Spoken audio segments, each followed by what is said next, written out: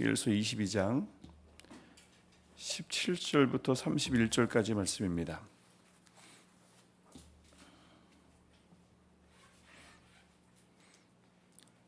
에스겔서 22장 17절부터 22장 마지막 절인 31절까지 말씀입니다. 우리 한 절씩 교독하고 마지막 절 31절 합독하도록 하겠습니다. 제가 먼저 읽겠습니다. 여호와의 말씀이 내게 임하여 이르시되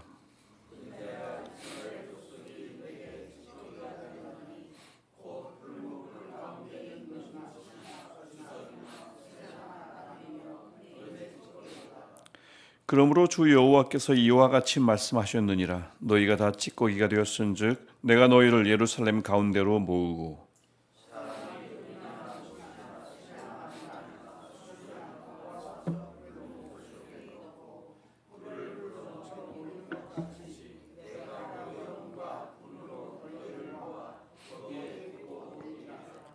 내가 너희를 모으고 내 분노의 불을 너희에게 불면 너희가 그 가운데서 녹되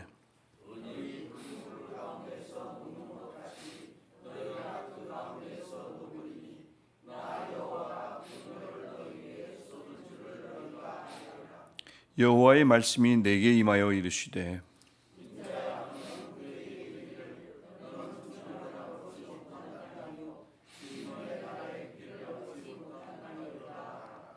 그 가운데에서 선지자들의 반역함이 우는 사자가 음식물을 움킴 같았도다. 그들이 사람의 영혼을 삼켰으며 재산과 보물을 탈취하며 과부를 그 가운데에 많게 하였으며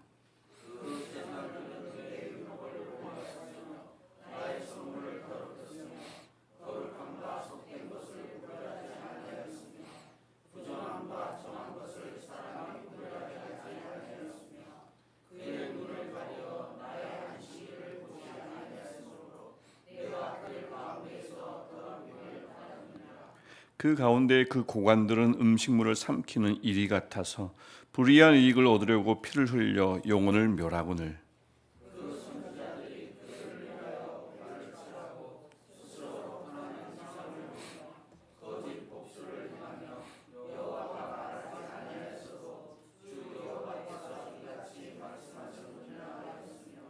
이 땅 백성은 포악하고 강탈을 일삼고 가난하고 궁핍한 자를 압제하고 나그네를 부당하게 학대하였으므로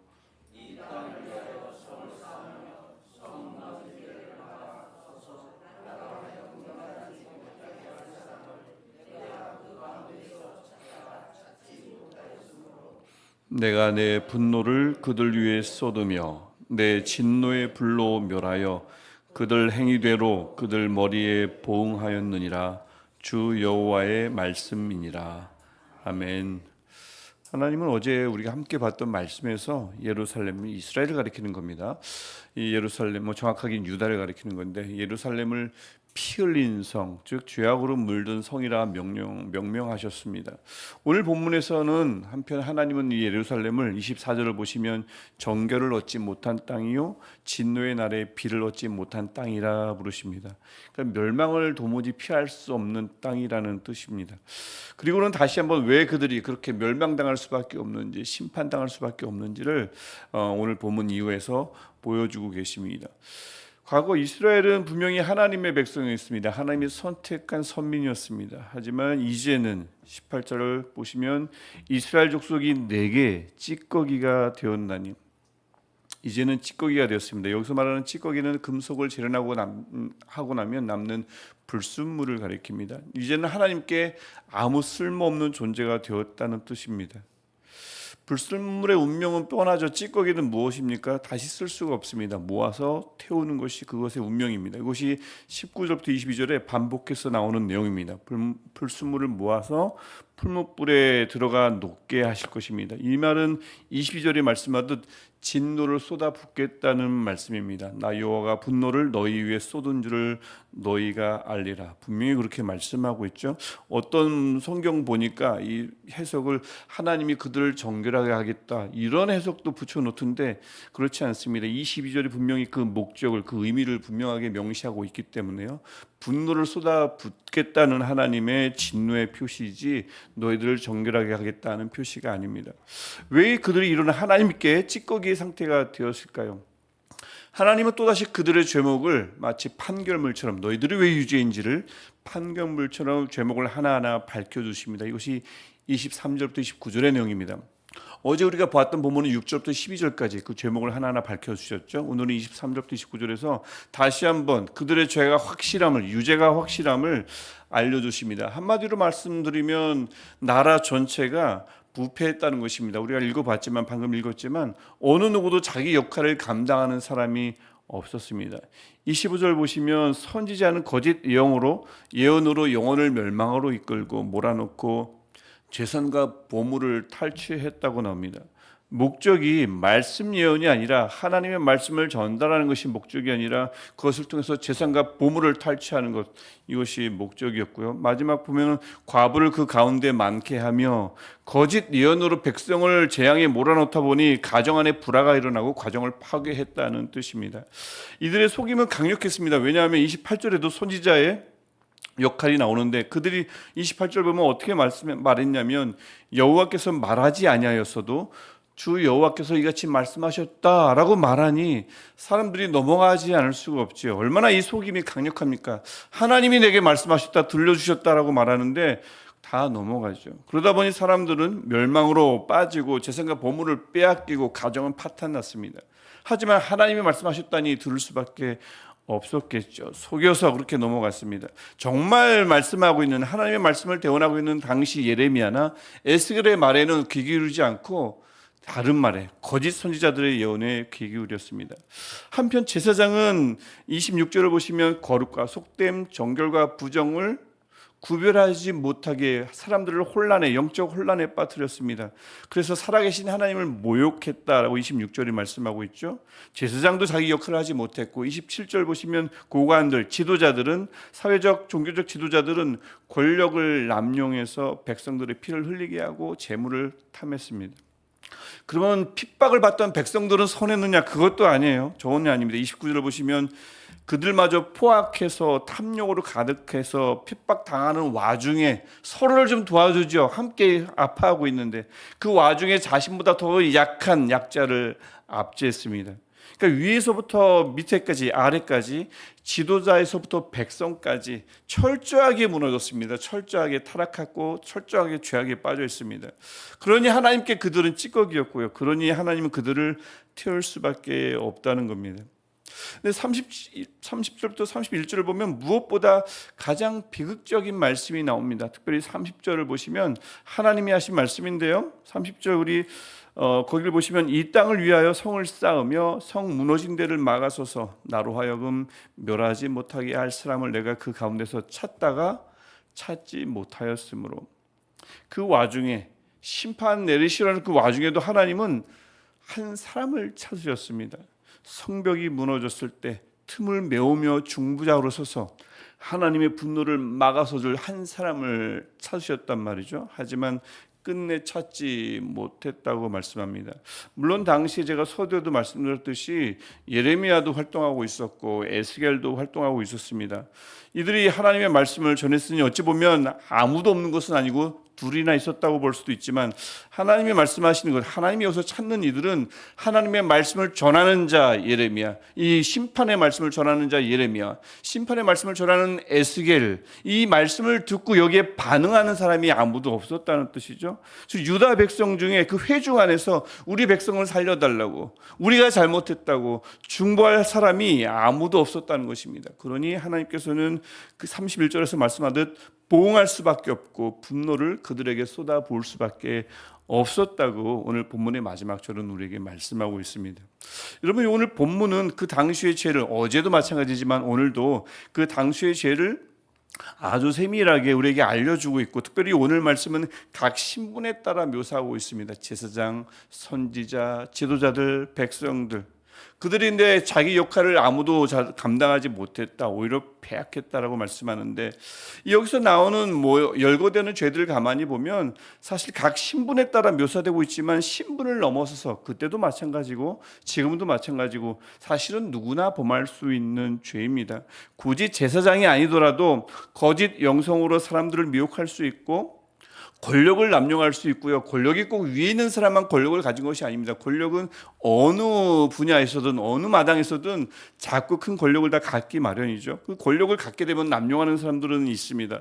권력을 가볍게 여기고 사람들을 갈라놓고 이간질하고 어제 보았던 죄목 중에 하나였죠. 강자에게는 아부하면서 약자를 짓밟는 죄는 사실 에스겔 시대의 특별한 계층에게만 있는 것이 아니죠. 특정 집단의 죄만은 아닌 것입니다. 누구나 지을 수 있는 죄고 우리 모두 안에 있을 수 있는, 제 안에도 있을 수 있는 죄입니다. 언제 이런 죄가 들어온다고 말씀했습니까? 어제 말씀에 따르면 하나님을 잊어버렸을 때 이 죄들은 누구에게나 찾아올 수 있다고 말씀하고 있고요. 이런 죄에 결국 모두가 휩싸이게 되면 왜 치명적인가? 오늘 말씀에 따르면 하나님께서 무너진 틈에 설 한 사람을 찾을 수 없을 정도로 결국 모두가 타락의 길에 서기 때문에, 그래서 이 죄에 휩싸인다는 것이 치명적이라고 오늘 말씀은 우리에게 선언하고 있습니다. 하나님은 이렇게 에스겔 22장을 통해서 과거 찬란했던 신앙 공동체가 처절하게 무너져버리게 만드는 치명적인 문제점을 정확하게 짚어주십니다. 그래서 너희들은 멸망한다. 하지만 가만히 한번 보십시오. 생각해 보십시오. 문제점을 짚어주는 것은 굉장히 중요한 것입니다. 크게 흔들릴 때, 사람이든 공동체든 크게 흔들리는데 누군가가 나서서 거기까지야, 그것이 문제야, 그만 스톱해 라고 말해주는 것이 얼마나 중요합니까? 내가 흔들리는데 도대체 무엇이 문제인지, 어디서 멈춰야 되는지 모를 때 그것만큼 답답한 일은 없는 거잖아요. 물론 비난을 위한 비난, 그냥 상대방이 싫어서 나오는 지적, 문제점 지적은 불신과 미움의 표시입니다. 하지만 아끼는 마음으로 문제를 짚어주는 것은 회복을 위한 사랑의 표시인 거죠. 하나님도 마찬가지입니다. 하나님은 결코 심판을 즐기시는 분이 아닙니다. 무너져내린 유다의 근본적인 문제를 알려주신 것도 바로 그곳에서 비롯된 것이죠. 그러니까 그 와중에 한 사람을 찾는 것입니다. 심판이 목적이면 왜 찾으시겠어요? 바로 심판하시면 되죠. 하지만 멸망이 목적이 아니라 회복을 원하셨기 때문에 끊임없이 문제점을 알려주시고 이것이 문제였다고 알려주시고 그 와중에도 한 사람을 찾았던 것입니다. 이것만 지키면 되는데, 지금이라도 지켜내면 될 것을, 이것을 누군가가 좀 한 사람이 나와서 이것을 백성들에게 알려주면 될 것을, 이렇게 안타까워하시는 하나님의 마음이 에스겔서 22장, 사실은 에스겔서 전체에 담겨 있지만 특별히 어제와 오늘 보았던 에스겔서 22장에 고스란히 담겨 있다고 볼 수 있습니다. 만일 이스라엘이 이것을 지켜내지 못했다면, 사실 못했죠. 그래서 멸망당합니다만, 적어도 이 말씀을 읽게 될 후대의 백성들은 이 말씀을 통해서 살 방법을 찾으라는 하나님의 의도도 에스겔서 22장에 담겨 있습니다. 이런 의미에서 그 하나님의 진심은 우리에게도 오늘 전달되고 있는 거죠.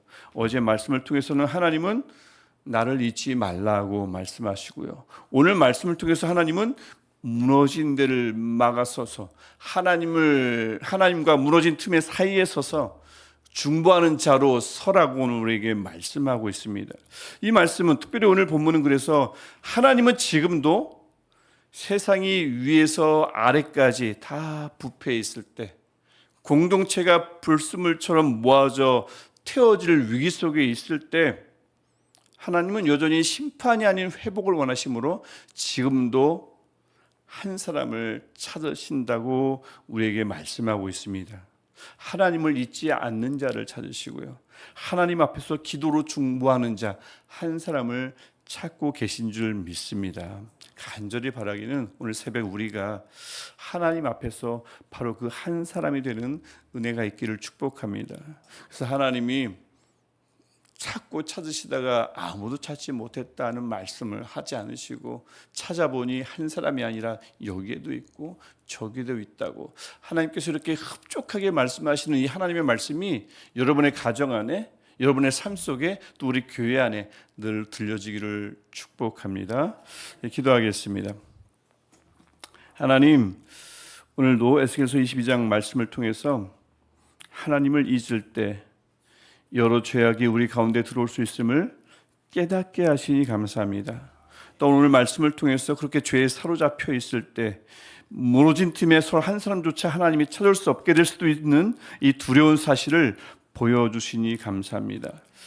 하나님은 다만 심판을 즐기시는 분이 아니라 회복을 원하시는 우리 구원의 하나님이신 줄 믿습니다. 오늘 우리에게 이 말씀을 읽게 하신 것도 멸망이 아니라 다시 살 길을 열어주시려는 하나님의 은혜가 있음을 믿습니다. 하나님, 이 새벽 우리가 하나님을 잊지 않게 하시고 남은 여생도 하나님을 잊지 않게 하시고 하나님이 무너진 틈에서는 한 사람을 찾을 때 우리가 그 한 사람이 되게 하옵소서.